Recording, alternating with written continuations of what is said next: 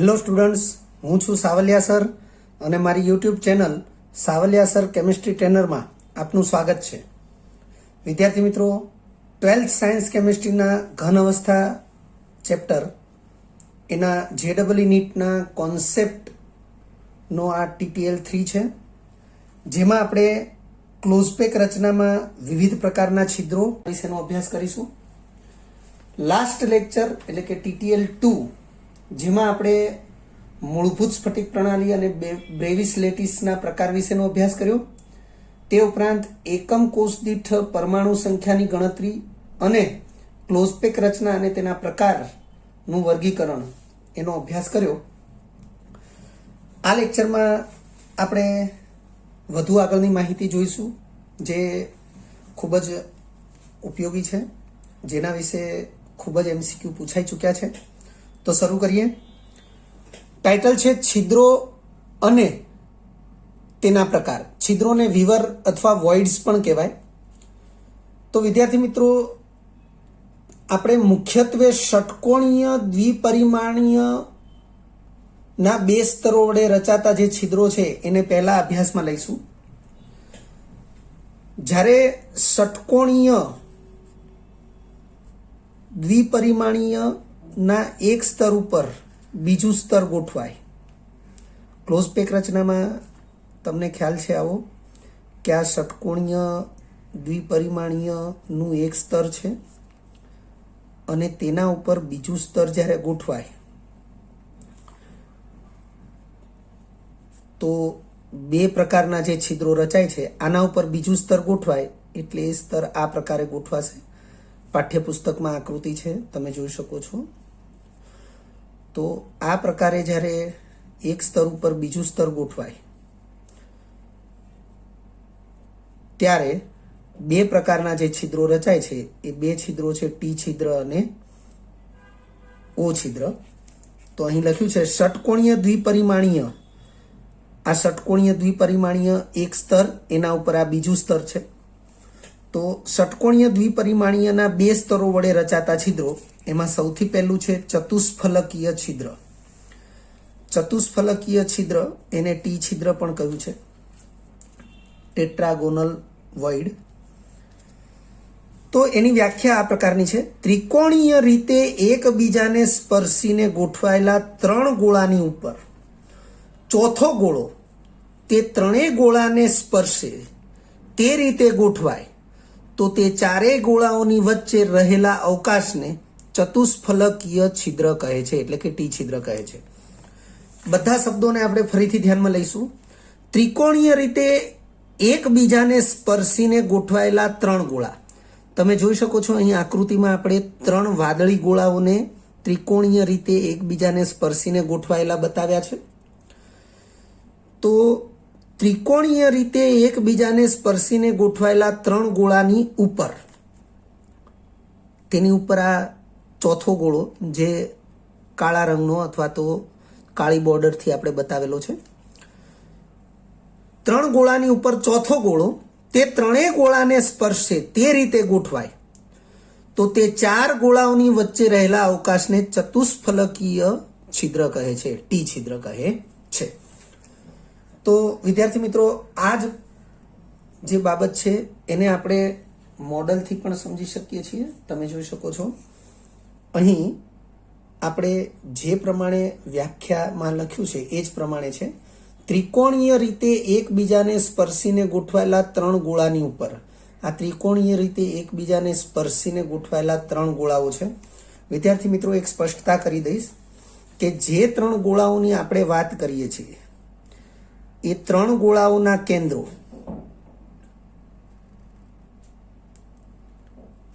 એ ત્રિકોણના શિરોબિંદુ સ્થાને છે.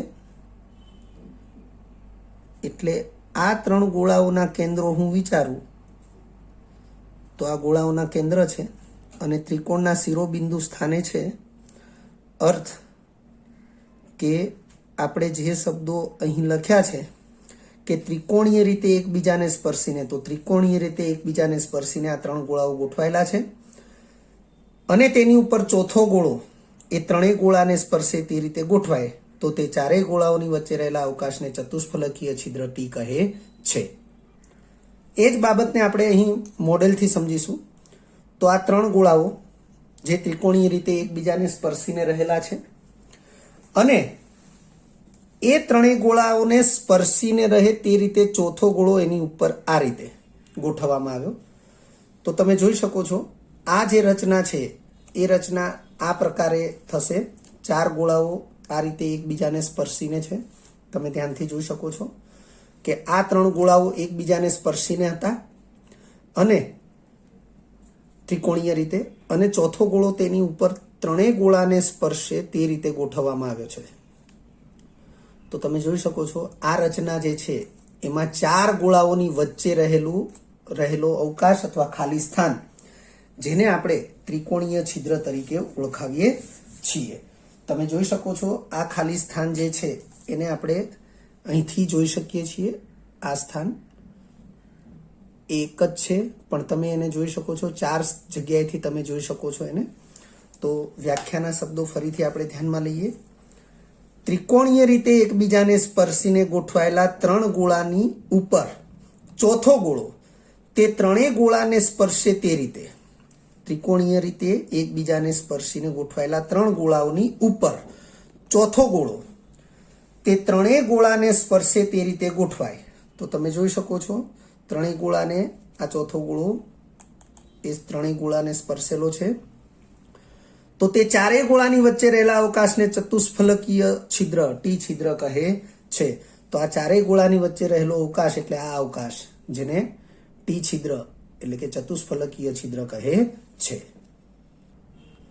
ત્યારબાદ લખ્યું છે આ 4 ગોળાના કેન્દ્રોને એકબીજા સાથે રેખાખંડો વડે જોડવાથી ચતુષ્ફલક રચાય છે અને તેથી જ તેને ચતુષ્ફલકીય છિદ્ર તરીકે ઓળખવામાં આવે છે.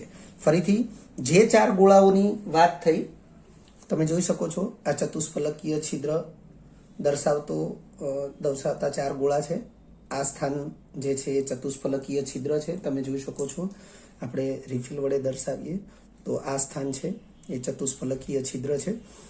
તો આ 4 ગોળાના કેન્દ્રોને એકબીજા સાથે જોડવામાં આવે. આ ગોળાના કેન્દ્રને આ ગોળાના અને આ ગોળાના, એ 4 ગોળાના કેન્દ્રોને એકબીજા સાથે જોડવામાં આવે તો ચતુષ્ફલક બને છે.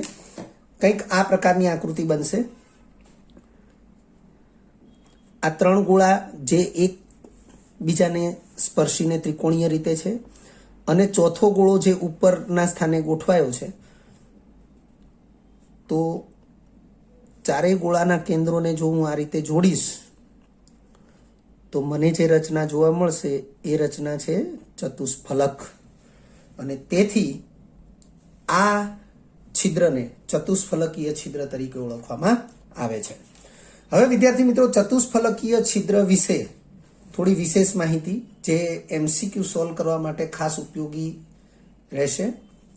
લખ્યું છે ટી છિદ્રને 4 સ્થાનેથી જોઈ શકાય છે. તો વિદ્યાર્થી મિત્રો અહીં લખ્યું છે ટી છિદ્રને 4 સ્થાનેથી જોઈ શકાય છે. તો એ જે 4 સ્થાન છે એ 4 સ્થાન આપણે જોઈ લઈશું. કે હું આ ચતુષ્ફલકીય રચનાને આવી રીતે સમતલમાં ગોઠવું તો તમે જોઈ શકો છો કે 3 ગોળા સમતલમાં છે અને ચોથો ગોળો સમતલની ઉપરની બાજુએ છે. હવે જો આપણે અહીંયાથી આ સ્થાન ઉપરથી ટી છિદ્રને જોવાનો પ્રયત્ન કરીએ તો વાસ્તવમાં આ સ્થાન ઉપરથી ટી છિદ્ર આપણને જોઈ શકાશે નહીં. તો ટી છિદ્રને જોવા માટે શું કરવું પડે છે? તો તમે જુઓ કે જે સમતલમાં 3 ગોળાઓ છે બિલકુલ એને ઉલટું કરી દેવામાં આવે તો આપણને અહીંયાથી આપણને ટી છિદ્ર આ રીતે જોવા મળશે. તમે જોઈ શકો છો આ સ્થાનેથી ટી છિદ્ર આપણે જોઈ શકીએ છીએ. અર્થ કે ટી છિદ્ર જ્યાંથી જોઈ શકાય છે એ સ્થાન એ 3 ગોળાઓ એકબીજાને સ્પર્શીને રહેલા છે એવું ત્રિકોણીય સમતલ સ્થાન છે. એટલે આ ત્રિકોણીય સમતલ સ્થાનમાંથી આપણે નજરને અંદર દાખલ કરીએ તો ત્યાં આપણને ટી છિદ્ર જોવા મળશે.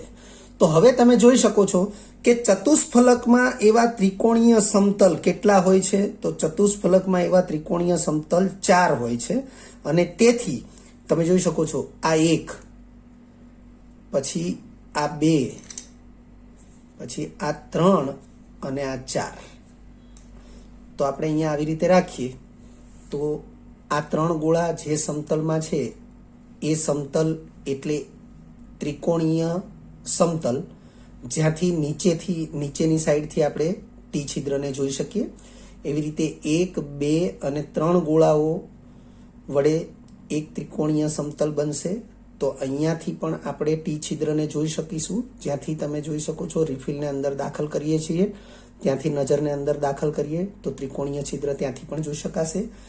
એવી રીતે 1, 2 અને 3 ગોળાઓથી જે ત્રિકોણીય સમતલ બન્યું ત્યાંથી પણ આપણે નજર અંદર દાખલ કરીએ તો આપણને ત્રિકોણીય છિદ્ર જોઈ શકાશે. એ જ પ્રકારે 1, 2 અને 3 ગોળાઓથી બનતું ત્રિકોણીય સમતલ અને ત્યાંથી પણ આપણે નજર અંદર દાખલ કરીએ તો આપણને ત્રિકોણીય છિદ્ર દેખાશે. એટલે ત્રિકોણીય છિદ્ર આ નીચેના ભાગેથી અહીંયાથી જોઈ શકાશે. એવી રીતે આ 3 સ્થાનેથી પણ જોઈ શકાશે. એટલે ત્રિકોણીય છિદ્ર એ 4 સ્થાનેથી જોઈ શકાય છે. વિદ્યાર્થી મિત્રો, યાદ રાખીશું કે ચતુષ્ફલકીય છિદ્ર હોય કે અષ્ટફલકીય છિદ્ર, પણ એને જ્યાંથી જોઈ શકાય એવું સ્થાન એ હંમેશા 3 ગોળાઓ એકબીજાને સ્પર્શીને રહેલા હોય એવું જે ત્રિકોણીય સમતલ સ્થાન હોય ત્યાંથી જ નજર અંદર દાખલ કરીએ તો જ આપણને જે તે છિદ્ર જોવા મળશે. એ ચાહે ટી છિદ્ર હોય કે ઓ છિદ્ર, એટલે કે ચતુષ્ફલકીય છિદ્ર હોય કે અષ્ટફલકીય છિદ્ર, પણ એને આવા એક જ સમતલમાં રહેલા 3 ગોળાઓ અને એ 3 ગોળાઓથી બનતું ત્રિકોણીય સમતલ જે છે ત્યાંથી જ અંદર નજર દાખલ કરીએ તો જ આપણે છિદ્રને જોઈ શકીએ છીએ. તો લખ્યું છે ટી છિદ્રને 4 સ્થાનેથી જોઈ શકાય છે. ટી છિદ્રને આરપાર જોઈ શકાતું નથી. તમે જુઓ વિદ્યાર્થી મિત્રો કે આ ટી છિદ્ર તમને અહીંથી દેખાય છે પણ આરપાર તમે જોઈ શકતા નથી. તમારી નજર અહીંયા અટકી જાય છે એટલે કે ટી છિદ્રને આરપાર જોઈ શકાતું નથી. આપણે ફરીથી જોઈ લઈએ કે આ ત્રિકોણીય રીતે ગોઠવાયેલા 3 ગોળાઓ છે. તો ટી છિદ્ર આની ઉપર તમે જ્યારે ગોળો ગોઠવો છો ત્યારે બને છે, અથવા તો આની નીચે આવી રીતે ગોળો ગોઠવો છો ત્યારે બને છે. પણ એ ટી છિદ્ર બન્યું, તમે જોઈ શકો છો અહીંયાથી તમે ટી છિદ્ર બન્યું અને તમે અહીંયાથી એને જોવો છો, પરંતુ આ ટી છિદ્રને તમે આરપાર જોઈ શકતા નથી. એટલે કહેવાનો અર્થ એટલો જ છે કે ટી છિદ્રને આરપાર જોઈ શકાતું નથી. એટલે ટી છિદ્રને આરપાર નથી જોઈ શકાતું, એક જ બાજુથી જોઈ શકાય છે. આમ જોઈએ તો 4 સ્થાન છે જોવા માટેના, પણ જોવા માટે એક જ બાજુથી જોઈ શકાય છે. એટલે એને ઢાંકવું હોય તો પણ એક જ બાજુથી ઢાંકી શકાશે. એટલે લખ્યું છે ટી છિદ્રને આરપાર જોઈ શકાતું નથી. ટી છિદ્રને ઢાંકતો ગોળો એ પ્રથમ સ્તરના ગોળાને સમાન હોવાથી ત્રીજું સ્તર પણ પ્રથમ સ્તરને સમાન થશે.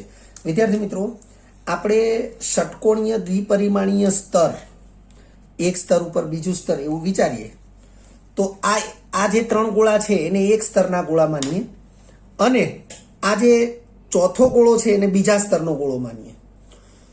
તો ધારો કે આ જે બીજા સ્તરનો ગોળો છે એને નીચે વિચારીએ અને આ સ્તરને ઉપર વિચારીએ તો ટી છિદ્ર આપણને અહીંયા બન્યું. તો હવે તમે જોઈ શકો છો સાઈડમાંથી જોઈએ તો આ એક સ્તર છે અને આ બીજું સ્તર છે. એક સ્તર અને આ બીજું સ્તર આવી રીતે એકબીજા સાથે 2 સ્તર ગોઠવાયા અને ટી છિદ્ર આપણને અહીંયાથી જોવા મળે છે. તો હવે જ્યાંથી ટી છિદ્ર જોવા મળે છે ત્યાંથી આપણે એને ઢાંકીએ છીએ. તો આપણે ટી છિદ્રને આ રીતે ઢાંક્યું તો તમે જોઈ શકો છો કે આ ગોળો અને આ ગોળો એ બંને એકબીજાની ઉપર આવી રીતે બંધ બેસતા હોય એવી રીતે આપણને જોવા મળે છે. તમે આ સાઈડથી જોશો તો પણ આપણને ચતુષ્ફલક જોવા મળશે અને આ સાઈડથી જોશો તો પણ ચતુષ્ફલક જોવા મળશે. એનો અર્થ એવો થશે કે આ સ્તર એની ડાબી બાજુએ આપણે આ સ્તરનો ગોળો વિચાર્યો છે અને જમણી બાજુએ આ બીજા એક સ્તરનો ગોળો વિચાર્યો છે. તો આ બંને ગોળાઓ એ લગભગ સમાન સ્તરના ગોળાઓ જ છે. એટલે જો હું આ સ્તર મતલબ આ ગોળો જે સ્તરનો છે એને હું એ સ્તર કહું, આ 3 ગોળા જે સ્તરના છે એને હું બી સ્તર કહું, તો આ ટી છિદ્રને ઢાંકનારું જે ગોળો છે એ જે સ્તરનો હશે એ ફરીથી એ સ્તરને જેવો જ ગણાશે. કારણ કે તમે આ બાજુથી ટી છિદ્રને ઢાંકો છો અથવા આ બાજુથી ટી છિદ્રને ઢાંકો છો તો આ બંને ગોળાઓ જે છે એ સમાન પ્રકૃતિના જ છે, સમાન ગોઠવણીના જ છે, અને તેથી આ બંને ગોળાઓ એ જે સ્તરના હશે એ સ્તર એ સમાન સ્તર હશે. એટલે અહીં લખ્યું છે કે ટી છિદ્ર ને ઢાંકતો ગોળો પ્રથમ સ્તરના ગોળાને સમાન હોવાથી અહીં આ ગોળો પ્રથમ સ્તરનો ગણીશું, આ 3 ગોળાને બીજા સ્તરના ગણીશું. અર્થ કે આ પ્રથમ સ્તરનો ગોળો, એના ઉપર આ 3 ગોળા છે એ બીજા સ્તરના ગોળા, આપણને દેખાય છે આ ટી છિદ્ર, અને આ ટી છિદ્રને ઢાંકતો ગોળો એટલે ત્રીજા સ્તરનો ગોળો. તો લખ્યું છે એ પ્રમાણે કે ટી છિદ્રને ઢાંકતો ગોળો, ટી છિદ્રને ઢાંકતો ગોળો પ્રથમ સ્તરના ગોળાને સમાન હોવાથી, તો આ પ્રથમ સ્તરના ગોળાને જ સમાન આ થયો હોવાથી ત્રીજું સ્તર પણ પ્રથમ સ્તરને સમાન થશે. અર્થ કે આ ત્રીજું સ્તર છે એ પ્રથમ સ્તરને સમાન થશે. પ્રથમ સ્તરને એ નામ આપીએ, બીજા સ્તરને બી નામ આપીએ, તો ટી છિદ્રને ઢાંકતું ત્રીજું સ્તર છે એ પ્રથમ સ્તરને સમાન થયું. એટલે ફરીથી આ સ્તરને આપણે એ સ્તર કહીશું. એટલે એ સ્તર, બી સ્તર, ફરીથી આ એ સ્તર, તો ફરીથી એની ઉપર આવશે એ બી સ્તર થશે. એટલે આ પ્રમાણે ફરીથી આવશે તો એ બી સ્તર થશે. એટલે આ પ્રમાણેની જે રચના થશે એ અનુક્રમે એ બી એ પ્રકારની રચના થશે. એટલે આપણે અહીં સ્તરોની ગોઠવણીનો જે પ્રકાર છે એ બી પ્રકારની બતાવી શકીએ. એટલે લખ્યું છે આથી સ્તરોની ગોઠવણી એ બી પ્રકારની થશે. પાઠ્યપુસ્તક એનસીઆરટી પાઠ્યપુસ્તકમાં પેજ નંબર 17 ઉપર આપણને આકૃતિ 1.22 આપી છે, એની અંદર આપણને આ પ્રકારની રચના દર્શાવેલી છે. ત્યાર પછી છે અષ્ટફલકીય ઓ છિદ્ર. હવે અષ્ટફલકીય છિદ્ર એટલે ઓ છિદ્ર, એની વ્યાખ્યા કંઈક આવી છે: સમચોરસના 4 ખૂણે રહીને એકબીજાને સ્પર્શીને ગોઠવાયેલા 4 ગોળાની ઉપર અને નીચે એક એક ગોળો તે ચારેય ગોળાને સ્પર્શીને ગોઠવાય ત્યારે તે 6 ગોળાઓની વચ્ચે રહેલા અવકાશને અષ્ટફલકીય છિદ્ર કહે છે, એટલે કે ઓ છિદ્ર કહે છે. ફરીથી, સમચોરસના 4 ખૂણે રહીને એકબીજાને સ્પર્શીને ગોઠવાયેલા. તમે જોઈ શકો છો, હું જ્યાં પેન ઇન્ડિકેટ કરું છું, પેનનો પોઈન્ટ, આ એક ગોળો, આ બીજો ગોળો, આ ત્રીજો ગોળો અને આ ચોથો ગોળો. આ 4 ગોળા જે છે એ 4 ગોળાને આપણે એક જ સમતલના સમચોરસના 4 ખૂણે રહેલા ગોળા કલ્પીશું. તમે જોઈ શકો છો, આ એનું કેન્દ્ર, આ એનું કેન્દ્ર, આ એનું કેન્દ્ર અને આ ચોથા ગોળાનું કેન્દ્ર, અને કેન્દ્રોને હું જોડું તો સમચોરસ બનશે. તો સમચોરસના 4 ખૂણે રહીને એકબીજાને સ્પર્શીને ગોઠવાયેલા 4 ગોળાની ઉપર અને નીચે, તો આ 4 ગોળા જે છે એની ઉપર આ 5મો ગોળો અને નીચેની બાજુથી આ 6થો ગોળો. તો ઉપર અને નીચે તે 4 ગોળાને સ્પર્શીને ગોઠવાય તે પ્રકારે એક એક ગોળો ગોઠવવામાં આવે તો 6 ગોળાઓની વચ્ચે રહેલા અવકાશને અષ્ટફલકીય છિદ્ર કહે છે. એ જ બાબતને આપણે આ રીતે સમજીએ. તમે જોઈ શકો છો, અહીં આપણે જે પ્રકારે અહીંયા લખ્યું છે લખાણની અંદર, એ જ પ્રકારે તમે જુઓ કે સમચોરસના 4 ખૂણે રહીને, તો આ સમચોરસના 4 ખૂણે 4 ગોળાઓ ગોઠવાયેલા છે એવી રીતે છે, એકબીજાને સ્પર્શીને પણ ગોઠવાયેલા છે. તો સમચોરસના 4 ખૂણે રહીને એકબીજાને સ્પર્શીને ગોઠવાયેલા 4 ગોળાની ઉપર અને નીચે, તો વિદ્યાર્થી મિત્રો, ઉપરની સાઈડ આપણે આ એક ગોળો ગોઠવ્યો, ઉપર અને નીચે, તો નીચેની સાઈડ પણ આપણે આવી રીતે એક ગોળો ગોઠવવો પડશે. તો આ ગોળો નીચેની સાઈડ ગોઠવ્યો, તમે જોઈ શકો છો. સૌથી પહેલી સ્થિતિ આ છે, સમચોરસના 4 ખૂણે 4 ગોળાઓ એકબીજાને સ્પર્શીને છે, નીચેની બાજુ એક ગોળો ગોઠવાયો છે અને એવી રીતે ઉપરની બાજુ એક ગોળો ગોઠવાયો છે. તો તે રીતે 6 ગોળાઓની વચ્ચે રહેલા અવકાશને અષ્ટફલકીય છિદ્ર કહે છે. તો તમે જોઈ શકો છો, આ 6 ગોળાઓની વચ્ચે જે અવકાશ છે એને અષ્ટફલકીય છિદ્ર કહેવાય. તમે જોઈ શકો છો, આરપાર અષ્ટફલકીય છિદ્ર દેખાય છે. તો આ જે રચના છે, વ્યાખ્યા પ્રમાણે તમે જુઓ ફરીથી કે 4 ગોળાઓ છે, સમચોરસના ચાર ખૂણે છે એકબીજાને સ્પર્શીને રહેલા છે. એક ગોળો નીચેથી એ ચારેય ગોળાને સ્પર્શે છે અને છઠ્ઠો ગોળો ઉપરથી એ ચારેય ગોળાને સ્પર્શે છે. તો તમે જોઈ શકો છો કે આ બે ગોળા એ એકબીજાને સ્પર્શતા નથી.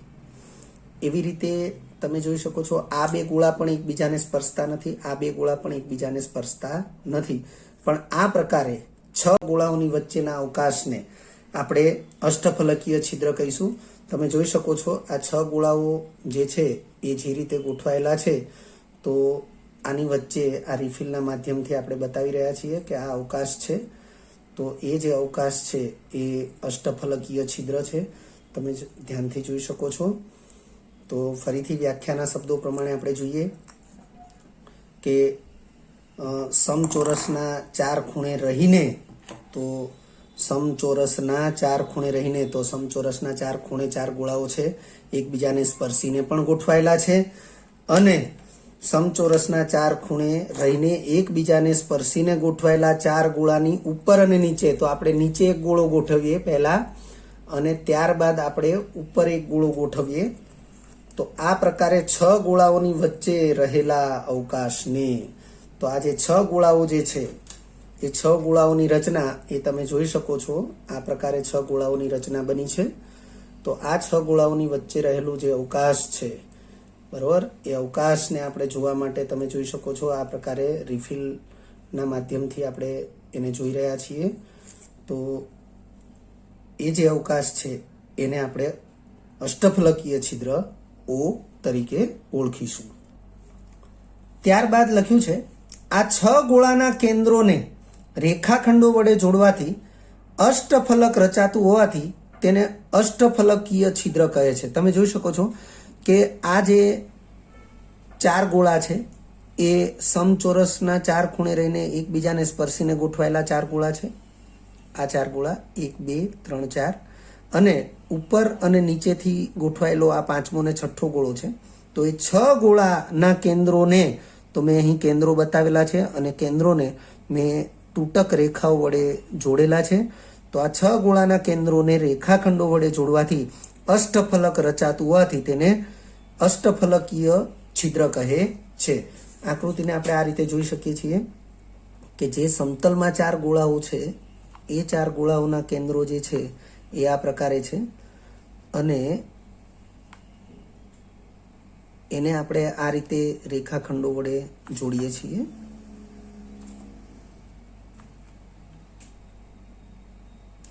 અને સમતલથી ઉપર અને નીચેના ભાગેથી જે ગોળાઓને આપણે ગોઠવ્યા છે ચારેય ગોળાને સ્પર્શે તે રીતે, તો આ એના કેન્દ્રો છે અને એના કેન્દ્રો ને આપણે આ 4 ગોળાના કેન્દ્રો સાથે આ રીતે જોડીએ તો જે રચના બનશે એ રચના એ અષ્ટફલકીય ભૌમિતિક રચના છે અને તેથી છિદ્રને આપણે અષ્ટફલકીય છિદ્ર એવું નામ આપેલું છે.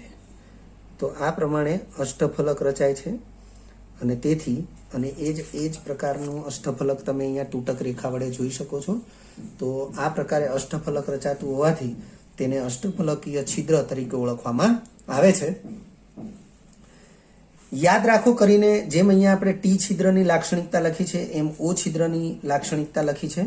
ઓ છિદ્રને 8 સ્થાનેથી જોઈ શકાય છે. ખૂબ જ મહત્વની લાક્ષણિકતા છે વિદ્યાર્થી મિત્રો, ધ્યાનથી સમજી લેજો અને જાણી લેજો. આપણે ઓ છિદ્ર જે છે એને ફરીથી આપણે ધ્યાનમાં લઈએ. ઓ છિદ્રને 8 સ્થાનેથી જોઈ શકાય છે.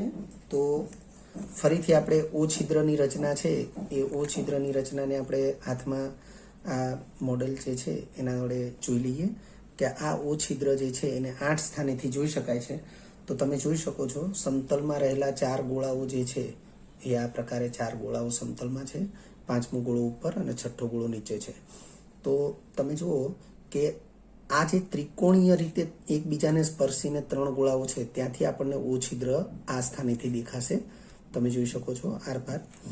એવી રીતે આ સ્થાનેથી ઓ છિદ્ર દેખાય છે, એવી રીતે આ સ્થાનેથી દેખાય છે ઓ છિદ્ર અને આ સ્થાનેથી પણ ઓ છિદ્ર દેખાય છે. તો તમે જુઓ કે સમતલમાં જે 4 ગોળા છે 1 2 3 અને 4 ગોળા, ઉપર આ પાંચમો ગોળો છે તો સમતલથી ઉપરના સ્થાને જ એવા 4 ત્રિકોણીય ભાગ છે કે જ્યાંથી તમે ઓ છિદ્રને જોઈ શકો છો. તો એ જ પ્રકારે અહીંયા સમતલથી નીચેના ભાગે જે છે ત્યાં પણ એવા 4 સ્થાન છે, 1 2 3 અને આ 4 ચોથો ભાગ આ સ્થાનેથી. તો આ પ્રકારે ઓ છિદ્રને 8 સ્થાનેથી જોઈ શકાય છે.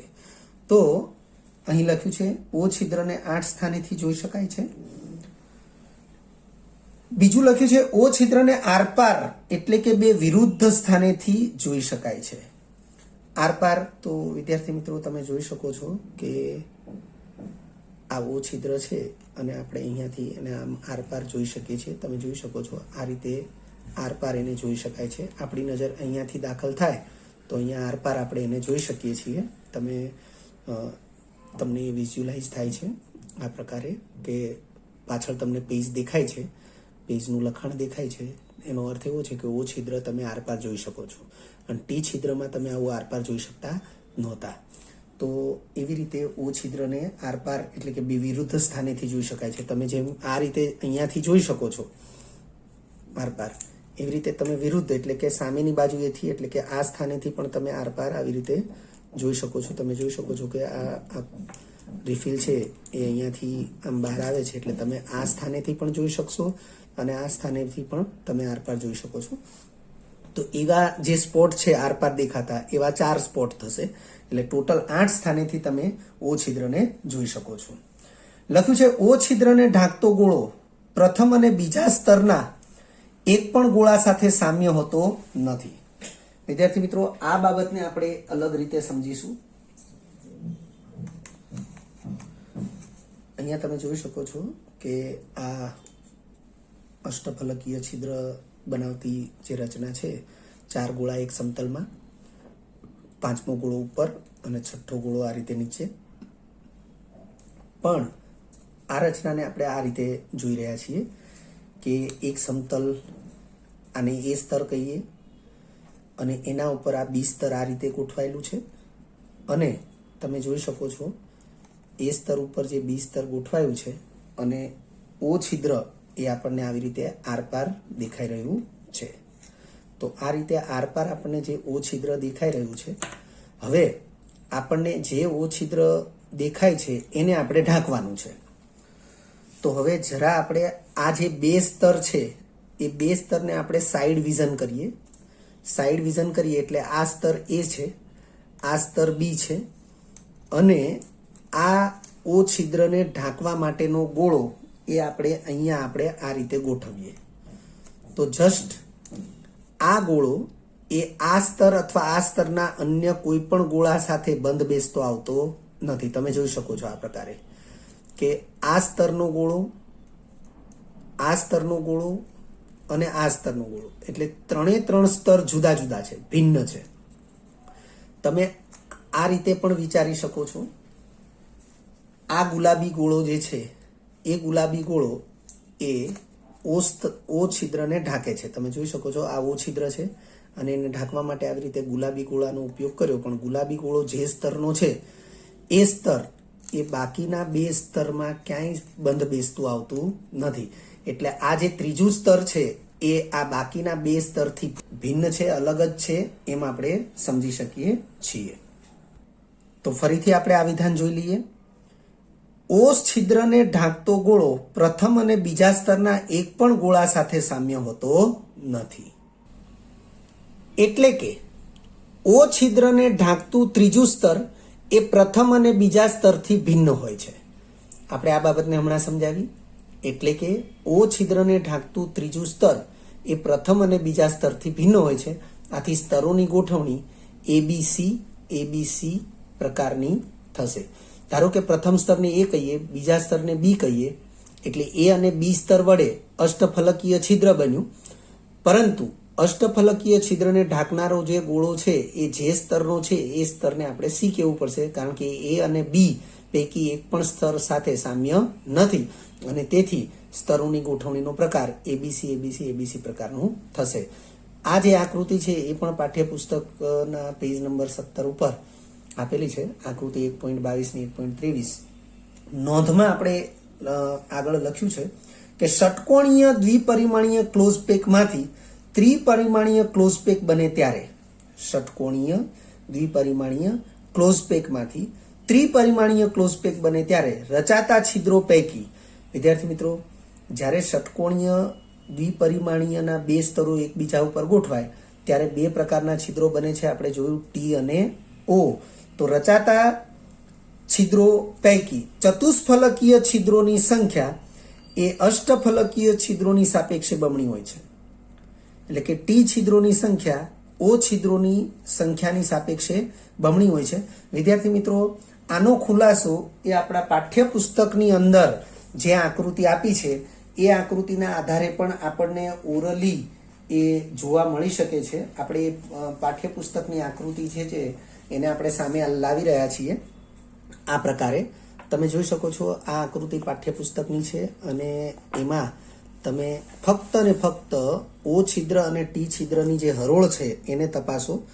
તો અહીંયા ટી છિદ્રની હરોળ છે, અહીંયા ઓ છિદ્રની હરોળ છે, અહીંયા ટી છિદ્રની હરોળ છે, ફરી પાછી ટી છિદ્રની જ હરોળ છે, ફરીથી ઓ છિદ્રની હરોળ છે. અર્થ કે ટી છિદ્રોની હરોળ બે વાર આવશે ત્યારે ઓ છિદ્રની હરોળ એક વાર જ આવશે. તમે આ રેશિયો એટલે કે આ જે પ્રમાણ છે એને ચેક કરો તો પણ તમને ખ્યાલ આવી જશે કે ટી છિદ્રોની સંખ્યા બમણી છે ઓ છિદ્રોની સંખ્યાની સાપેક્ષે. એટલે એ જ બાબત જે છે એ આપણે અહીં એ લખાણની અંદર સ્પષ્ટ કરી છે. તમે જોઈ શકો છો ફરીથી કે ષટકોણીય દ્વિપરિમાણીય ક્લોઝ પેકમાંથી ત્રિપરિમાણીય ક્લોઝ પેક બને ત્યારે રચાતા છિદ્રો પૈકી, તો બે જ પ્રકારના છિદ્રો રચાય છે, ટી છિદ્ર અને ઓ છિદ્ર. તો રચાતા છિદ્રો પૈકી ટી છિદ્રોની સંખ્યા ઓ છિદ્રોની સાપેક્ષે બમણી હોય છે. એટલે કે ચતુષ્ફલકીય છિદ્રોની સંખ્યા અષ્ટફલકીય છિદ્રોની સાપેક્ષે બમણી હોય છે. આપણે અહીં લખ્યું છે, જો ક્લોઝ પેક રચનામાં n પરમાણુઓ એટલે કે ગોળાઓ હાજર હોય તો ઓ છિદ્રોની સંખ્યા ગોળાઓની સંખ્યા સાથે સમાન છે. એટલે કે ઓ છિદ્રોની સંખ્યા n થશે, તેમજ ટી છિદ્રોની સંખ્યા 2n થશે. વિદ્યાર્થી મિત્રો, આવી જે ગણતરી છે એ ગણતરી એ આપણે એફસીસી એટલે કે સીસીપી પ્રકારની જે રચના છે એના આધારે સરળતાથી સમજાવી શકીએ છીએ. એટલે લખ્યું છે સીસીપી એટલે કે ક્યુબિક ક્લોઝ પેક, એને જ આપણે એફસીસી પણ કહીએ છીએ, ફેસ સેન્ટર્ડ ક્યુબ એટલે કે ફલક કેન્દ્રિત ઘન. એ રચના દ્વારા આ ગણતરી એટલે આપણે અહીંયા જે વિધાન લખ્યું છે એ ગણતરી સરળતાથી સમજી શકાય છે. અન્ય છિદ્રો વિશે સમજીએ એ પહેલા આપણે ટી છિદ્ર, ચતુષ્ફલકીય છિદ્ર જે બનવાની વાત હતી એને ફરીથી ધ્યાનમાં લઈ લઈએ કે ત્રિકોણીય રીતે ગોઠવાયેલા સમતલમાં 3 ગોળાઓ અને એની ઉપર ચોથો ગોળો આવી રીતે, તો ટી છિદ્ર બને. હવે આ ટી છિદ્ર જે છે એ અન્ય એક રીતે પણ બને છે જેને આપણે ખાસ ધ્યાનમાં લઈશું અને એટલા માટે ધ્યાનમાં લઈશું કે ક્યાંક એમસીક્યુના ઉકેલ માટે એ આપણને કામમાં લાગી શકે છે. તમે જોઈ શકો છો એકબીજાને સ્પર્શીને આવી રીતે બે ગોળાઓ રહેલા છે. જ્યારે ગોળાઓ એકબીજાને સ્પર્શીને આવા બે ગોળાઓને વિચારવામાં આવે ત્યારે હંમેશા એ બંને ગોળાના કેન્દ્રો એ એક જ રેખા ઉપર હોય છે. આ રીતે એક જ રેખા ઉપર હોય એવું આપણે વિચારવાનું હોય છે, કારણ કે બે ગોળાના કેન્દ્રો એટલે બે ભિન્ન કેન્દ્રો થયા અને બે ભિન્ન કેન્દ્રો હંમેશા સમરેખ હોય. મેથ્સની અંદર આ પ્રકારની પૂર્વધારણા છે. એટલે આ બે ગોળાઓ એકબીજાને સ્પર્શીને છે અને આ બે ગોળાના કેન્દ્રો હંમેશા એક જ રેખા ઉપર હોય. એવી રીતે આ બે ગોળાઓ પણ એકબીજાને સ્પર્શીને છે અને એકબીજાના બંનેના કેન્દ્રો એક જ રેખા ઉપર છે. તો વિદ્યાર્થી મિત્રો, તમે જોઈ શકો છો કે આ બંને ગોળાના કેન્દ્રો જે રેખા ઉપર છે અને આ બે ગોળાના કેન્દ્રો જે રેખા ઉપર છે એ બંને રેખાને એકબીજાથી લંબ કરી દેવામાં આવે અને પછી એ બંને ગોળાને આ રીતે એકબીજાના સંપર્કમાં લાવવામાં આવે. તો તમે જોઈ શકો છો આ પ્રકારની જે રચના તૈયાર થશે એ રચના એ ચતુષ્ફલકીય છિદ્ર બનાવે છે. તમે ધ્યાનથી જોઈ શકો છો ઘટના એ જ બની છે, કારણ કે આપણે બનાવ્યું આ રીતે કે આ રીતે બે ગોળાઓ એકબીજાને સ્પર્શીને છે, બંનેના કેન્દ્રો એક જ રેખા ઉપર છે, પરંતુ બંને રેખાઓને લંબ રાખીએ અને પછી એ બંને ગોળાની જોડીને આપણે એકબીજા સાથે આવી રીતે સ્પર્શ કરાવીએ તો આપણી વ્યાખ્યા પ્રમાણેની જ રચના બને છે. ચતુષ્ફલકીય છિદ્રની જે વ્યાખ્યા હતી એને યાદ કરીએ કે 3 ગોળાઓ સમત્રિકોણના ખૂણે એકબીજાને સ્પર્શીને, તો આ 2 લીલા ગોળા અને આ પીળો ગોળો જે છે એ ત્રણેય ગોળાઓ એક ત્રિકોણના 3 ખૂણા ઉપર છે અને ચોથો ગોળો આ જે છે એની ઉપર ગોઠવેલો છે. એ જ પ્રકારની રચના થાય છે. વિદ્યાર્થી મિત્રો, આ બાબતને આપણે આ રીતે પણ સમજી શકીશું કે જો એક સમઘન છે તો એ સમઘનના 2 વિરુદ્ધ ફલક એટલે કે છેડા, એમાં વિકર્ણ ઉપર આ 2 ગોળા અને એના વિરુદ્ધ વિકર્ણ ઉપર આ 2 ગોળા હોય અને એ ગોળાઓ ચારે ચાર એકબીજાને સ્પર્શતા હોય તો એ પ્રકારે જે રચના બનશે એ રચના જે છે એને પણ આપણે ચતુષ્ફલકીય છિદ્ર તરીકે ઓળખી શકીએ. એ સમજૂતીને આપણે અન્ય એક રીતે જોઈએ. અહીં આપણી પાસે આ એક ચતુષ્ફલક છે. તમે જોઈ શકો છો ચતુષ્ફલકના 4 સમતલ ત્રિકોણીય સમતલ પણ છે અને 4 ખૂણા પણ છે અને ચારે ચાર ખૂણા ઉપર એક એક ગોળો આવેલો છે અને એ ચારેય ગોળાની વચ્ચેનો અવકાશ એ ચતુષ્ફલકીય છિદ્ર તરીકે ઓળખાશે. તમે જોઈ શકો છો ચારે ચાર ગોળા એકબીજાને સ્પર્શીને નથી, પરંતુ આપણે એને કેવી રીતે સ્પર્શીને થાય છે એ તમે જોઈ શકો છો અહીં. તો આ ચારેય ગોળાઓ એકબીજાને સ્પર્શીને ગોઠવાયા છે. તમે જોઈ શકો છો ધ્યાનથી. અહીંથી તમને આ ટી છિદ્ર દેખાય છે. આ જે આ સ્થાન છે ત્યાંથી તમે ટી છિદ્રને જોઈ શકો છો. પરંતુ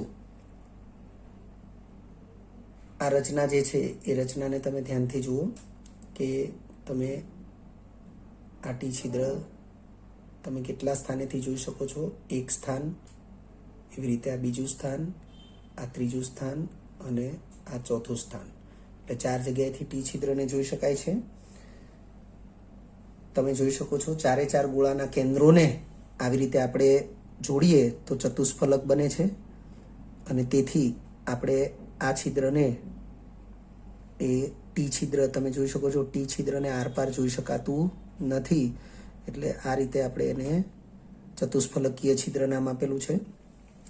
મેં કહ્યું એ પ્રમાણે કે સમઘન છે અને સમઘનના 2 વિરુદ્ધ ફલક, આ પાછળનું ફલક છે, આ આગળનું ફલક છે અને આ વિકર્ણ છે.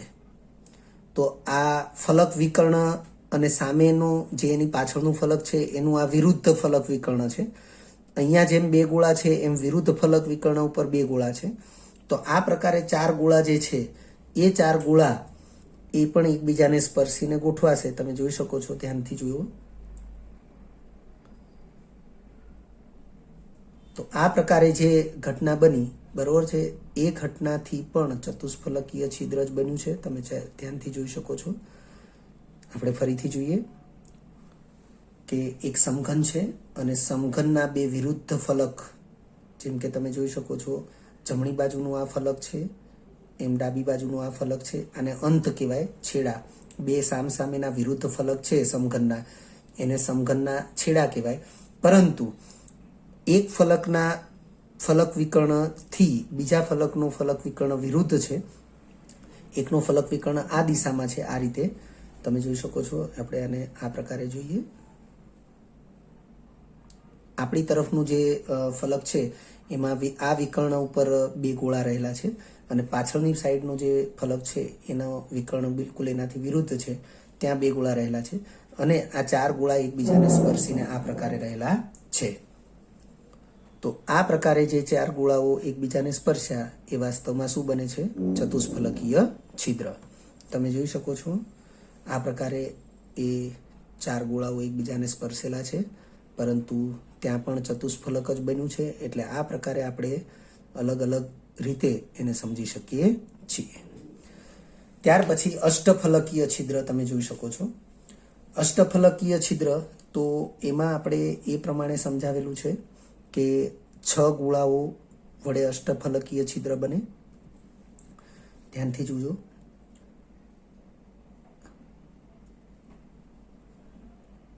ત્રણ ગોળાઓ જે તમે જોઈ શકો છો, આ 3 ગોળાઓ અને નીચે વાદળી 3 ગોળાઓ છે. તો આ પ્રકારે અષ્ટફલકીય છિદ્ર બન્યું છે.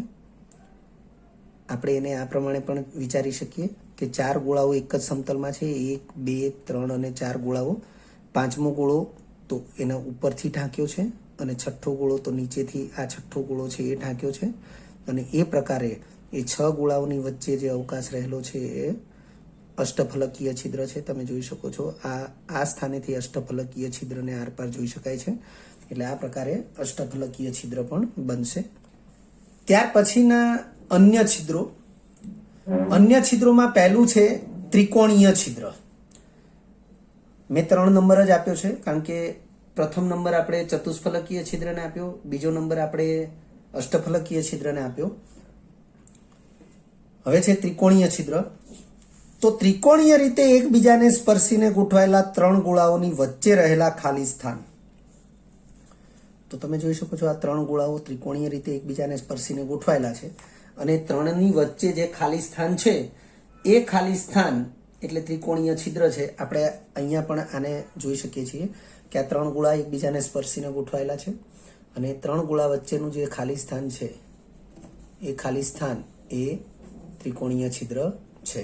તો અહીંયા પણ આપણે આકૃતિમાં એ જ પ્રકારે ત્રણેયના કેન્દ્રો જે છે એ સમબાજુ ત્રિકોણના 3 ખૂણાઓ ઉપર ગોઠવાયેલા છે અને ત્રિકોણની જે બાજુઓ છે એ બાજુઓ ઉપર એ ગોળાઓ એકબીજાને સ્પર્શે છે એવું પણ આપણે જોઈ શકીએ છીએ અને વચ્ચે આ ખાલી સ્થાન છે એ ત્રિકોણીય છિદ્ર છે. અહીં આપણે એક બીજી નોંધ લખી છે કે ત્રિકોણીય છિદ્રનું કદ ચતુષ્ફલકીય છિદ્રની સાપેક્ષે નાનું હોય છે. વિદ્યાર્થી મિત્રો, એ બાબતને આપણે ખાસ સ્પષ્ટ કરી દઈશું કે આ ત્રિકોણીય છિદ્રનું કદ જે છે તમે જોઈ શકો છો. હવે જ્યારે હું અહીંયા ચોથો ગોળો ગોઠવીશ ત્યારે ચતુષ્ફલકીય છિદ્ર બનશે. એટલે કે ચતુષ્ફલકીય છિદ્રનું જે કદ છે એ ત્રિકોણીય છિદ્રના કદની સાપેક્ષે મોટું છે.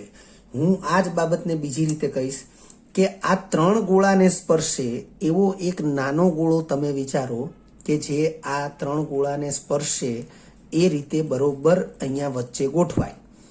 તો એ ગોળાનું કદ વિચારીએ અને હવે આ 4 ગોળા વચ્ચે રહેલો જે અવકાશ છે એમાં 4 ગોળાને સ્પર્શીને ગોળો ગોઠવાય એવું વિચારીએ.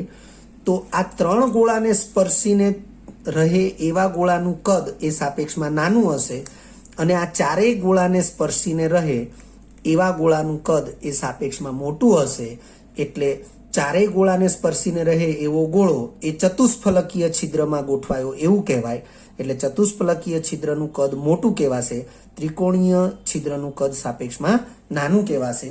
આપણે એને બીજી રીતે પણ સમજી શકીએ છીએ કે તમે જુઓ કે ત્રિકોણીય છિદ્રમાં જે ગોળાને આપણે ગોઠવીએ એ ફક્ત ને ફક્ત આ 3 ગોળાને જ સ્પર્શીને ગોઠવાય એવી રીતે એને ગોઠવવો પડે. હવે જો હું આ ચોથો ગોળો ઉપર ગોઠવીશ તો આ ત્રિકોણીય છિદ્રમાં જે ગોળો ગોઠવ્યો છે એ આ ચોથા ગોળાને સ્પર્શશે નહીં. હવે એ ચોથા ગોળાને સ્પર્શવા માટે એને આ ત્રિકોણીય છિદ્રમાંથી બહાર આવવું પડશે. બહાર એટલે ઉપરની બાજુએ આવવું પડશે અને તમે જુઓ છો કે ઉપરની બાજુએ આવીએ એટલે સપાટી ખુલે છે, બહારની તરફ સપાટી ખુલે છે. આ ગોળાની સપાટી બહારની તરફ ખુલી, આ ગોળાની સપાટી છિદ્રથી બહારની તરફ ખુલી, એવી રીતે આ ગોળાની સપાટી પણ છિદ્રથી બહારની તરફ ખુલી. એટલે ગોળાની સપાટી ખુલે છે એનો અર્થ કે સ્પેસ અવકાશ મોટો થાય છે અને ત્યારે એ આ ચોથા ગોળાને સ્પર્શી શકે. એટલે આપણે કહીએ કે ત્રિકોણીય છિદ્રનું કદ એ ચતુષ્ફલકીય છિદ્રના કદની સાપેક્ષે નાનું છે. એટલે કે ત્રિકોણીય છિદ્રનું કદ નાનું છે, ચતુષ્ફલકીય છિદ્રનું કદ મોટું છે.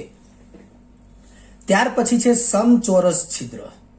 તો વિદ્યાર્થી મિત્રો લખ્યું છે સમતલમાં સમચોરસના 4 ખૂણે કેન્દ્રિત રહીને, તો આ સમચોરસ છે અને સમચોરસના 4 ખૂણાઓ ઉપર કેન્દ્રિત રહીને એટલે ગોળાનું કેન્દ્ર છે એ સમચોરસના ખૂણા ઉપર વિચારવાનું. આ શબ્દોનો અર્થ આવો થશે. ફરીથી સમતલમાં સમચોરસના 4 ખૂણે કેન્દ્રિત રહીને એકબીજાને સ્પર્શીને ગોઠવાયેલા 4 ગોળાઓની વચ્ચે જે અવકાશ રહેલો છે તેને સમચોરસ છિદ્ર કહે છે. સમચોરસને બદલે ચતુષ્કોણીય છિદ્ર, ચતુષ્ફલકીય છિદ્ર અલગ છે, ચતુષ્કોણીય છિદ્ર કહે છે. સમચોરસ છિદ્રનું કદ, આ સમચોરસ છિદ્રનું કદ અષ્ટફલકીય છિદ્ર જેટલું જ હોય છે. વિદ્યાર્થી મિત્રો યાદ રાખીશું કે આ 4 ગોળાને સ્પર્શે તે રીતે આપણે કોઈ એક ગોળો ગોઠવીએ. આ 4 ગોળા છે, સમતલમાં સમચોરસના 4 ખૂણે રહેલા છે. હવે આ 4 ગોળાને સ્પર્શે, ફક્ત આ 4 ગોળાને, તો 4 ગોળાની દિવાલને સ્પર્શે એવો એક ગોળો આપણે આ ચતુષ્કોણીય એટલે કે સમચોરસ છિદ્રમાં આપણે રાખીએ અને પછી એના ઉપર આ 5મો ગોળો અને નીચેથી 6થો ગોળો મૂકવામાં આવશે. તો આ 5મો ગોળો અને નીચેથી 6થો ગોળો એ અહીંયા જે ગોળાને રાખવામાં આવ્યો હશે એ ગોળાને આપોઆપ સ્પર્શી જશે. એનો અર્થ કે સમચોરસ છિદ્રના કદ જેટલું જ અષ્ટફલકીય છિદ્રનું કદ હોય છે. અષ્ટફલકીય છિદ્રનું કદ એ વિશેષ એટલે કે વધારે હોતું નથી. ત્યારબાદ છે સમઘનીય છિદ્ર. તો સમઘનીય છિદ્ર, તો સમઘનના 8 ખૂણે કેન્દ્રિત રહીને, વિદ્યાર્થી મિત્રો સમઘનના 8 ખૂણા તો આપણને ખ્યાલ જ છે કે સમઘનના 8 ખૂણા હોય અને પ્રત્યેક ખૂણે આપણે એક એક ગોળો વિચારીએ એટલે સાદો ઘન અથવા આદિમ ઘન એમ વિચારવાનો છે. તો સાદા ઘન એકમ કોષમાં આ પ્રકારની ગોઠવણી હોય છે કે સમઘનના 8 ખૂણે કેન્દ્રિત રહીને એકબીજાને સ્પર્શીને ગોઠવાયેલા 8 ગોળાઓની વચ્ચે રહેલા અવકાશને સમઘનીય છિદ્ર કહે છે. અર્થ કે સાદા ઘન એકમ કોષમાં 8 ગોળાઓ વચ્ચે જે અવકાશ છે એ અવકાશ એ સમઘનીય છિદ્ર છે. આ છિદ્રનું કદ સાપેક્ષમાં સૌથી મોટું હોય છે. સાપેક્ષમાં સૌથી મોટું હોવું એનો અર્થ કે આપણે 5 પ્રકારના છિદ્રો જોયા છે, તો 5 પ્રકારના છિદ્રમાં સૌથી મોટું કદ એ સમઘનીય છિદ્રનું છે. વિદ્યાર્થી મિત્રો, નોંધની અંદર આપણે વિવિધ છિદ્રોના કદની સરખામણી દર્શાવી છે. તો વિવિધ છિદ્રોના કદની સરખામણી એ નીચે મુજબ થશે. લખ્યું છે ત્રિકોણીય છિદ્ર તો સૌથી નાના કદનું છે, એનાથી મોટું ચતુષ્ફલકીય છિદ્ર થશે, તો ચતુષ્ફલકીય છિદ્રનું કદ એ મોટું થશે. સમચોરસ છિદ્ર એટલે કે ચતુષ્કોણીય છિદ્ર અને અષ્ટફલકીય છિદ્રના કદ સમાન છે. લખ્યું છે ને, સમચોરસ છિદ્રનું કદ અષ્ટફલકીય છિદ્ર જેટલું જ છે, એટલે સમચોરસ છિદ્રનું કદ ઇઝ ઇક્વલ ટુ અષ્ટફલકીય છિદ્રનું કદ થશે, કૌંસ કરેલો છે. અને એ સમઘનીય છિદ્રથી નાનું થશે એટલે લેસ ધેન સમઘનીય છિદ્ર. ટૂંકમાં જેટલા પ્રકારના છિદ્રો છે એમાં સૌથી નાનું કદ ત્રિકોણીય છિદ્રનું છે અને સૌથી મોટું કદ સમઘનીય છિદ્રનું છે. પરંતુ વિદ્યાર્થી મિત્રો, એક મૌખિક સ્પષ્ટતા હું કરી દઈશ કે આ કદની સરખામણી ત્યારે જ વિચારી શકાય કે જ્યારે છિદ્ર રચના કરનારા ગોળાઓના કદ સમાન હોય. એટલે કે સમાન કદના ગોળાઓ વડે જ્યારે આપણે વિવિધ છિદ્રોની રચના કરીએ ત્યારે જ આ પ્રકારની કદની સરખામણી એ આપણે કરી શકીએ છીએ. વિદ્યાર્થી મિત્રો, જો તમને આ વિડીયો લેક્ચર ગમ્યો હોય તો લાઈક આપજો, શેર કરજો અને સબસ્ક્રાઈબ પણ કરજો. અગાઉના લેક્ચરનું રિવિઝન અને પાઠ્યપુસ્તકનું વાંચન કરતા રહેજો. આ લેક્ચર અંગે કોઈ પણ ડિફિકલ્ટી હોય તો મને વોટ્સઅપ કરી શકાય. આભાર. ફરી મળીશું નવા વિડીયો લેક્ચરમાં.